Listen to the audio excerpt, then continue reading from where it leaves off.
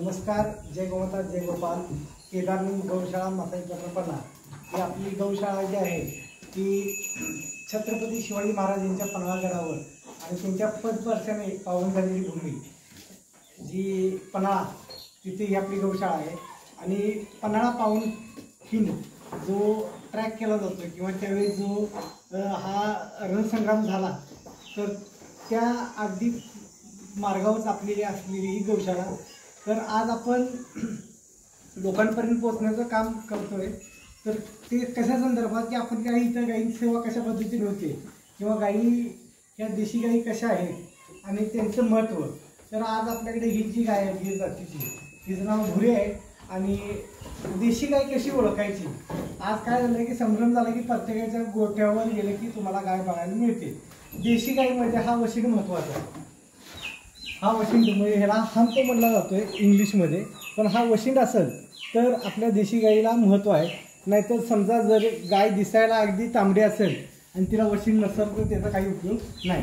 तर आज आपण धार काढायची प्रोसेस आणि गायीची आपण धार कशा पद्धतीने काढतोय तर बघा. आता गाईला खाद्य ठेवलेलं आहे आणि आता आपण गाईचे पाय बांधतो. याचा अर्थ असा चुकीचा नाही की धार दूध देत नाही म्हणून पाय बांधतोय. त्याच्या मागचं वैदिक आणि शास्त्रीय कारण ते वेगळं आहे, ते पण तुम्हाला मी सांगणार. तर आता गाईचा आपण पाय बांधतोय. तर तुम्ही जर बघितलं तर दोन पायांच्या मध्ये असा 8 आकडा होतोय.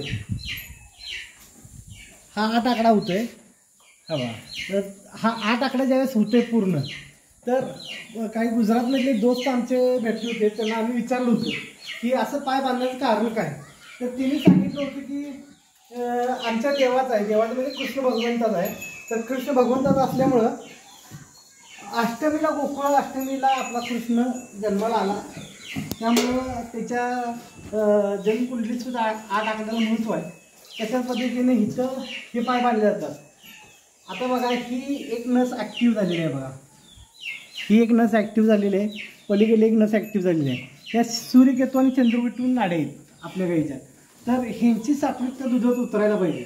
तर हे वशिंडमधनं ह्या गुणधर्म आपल्या देशी गाईच्या दुधात उतरतोय आणि त्यामुळं ह्याचं जे दूध तूप महाग आहे त्याचं कारण हे की ही फक्त म्हणजे ताकद जी आहे सूर्याकडून आणि चंद्राकडून घ्यायची किंवा गाईच्या आपल्या देशी गाईच्या दुधात सुवर्णबिंदू उतरला जातोय. तर तो हा अशा पद्धतीने उतरला जातोय.